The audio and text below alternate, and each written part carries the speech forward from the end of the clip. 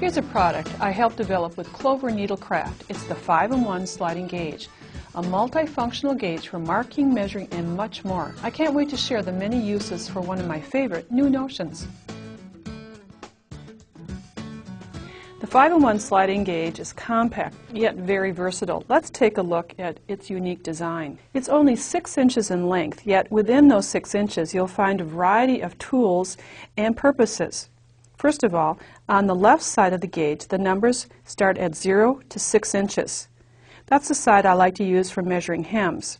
The cursor is depressed and locks in every 1/8 of an inch. I'm locking it right now at 2 inches. So from the top of the gauge to the top of the cursor is 2 inches. Very clever, it doesn't move at all. The right side of the gauge numbering system is in reverse from 0 to 6. It has a compass pivot point at the end, which I'll show you later, how to make circles. So we can make circle diameters and radiuses perfectly by moving the compass and you working with the right side of the gauge. The width of the gauge is 5/8 of an inch wide. Those of us who sew and quilt know that that's the standard seam allowance width, easy for checking the width.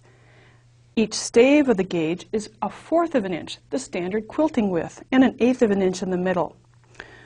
You'll later see how we can use this as a T-square, and the top of the gauge and the top of the cursor is marked in 1/4 of an inch increments. It's surprising how often I refer to those widths.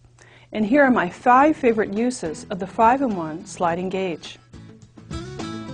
My first tip, spacing and marking buttonholes. Meet the gauge to the pattern, slide the cursor to meet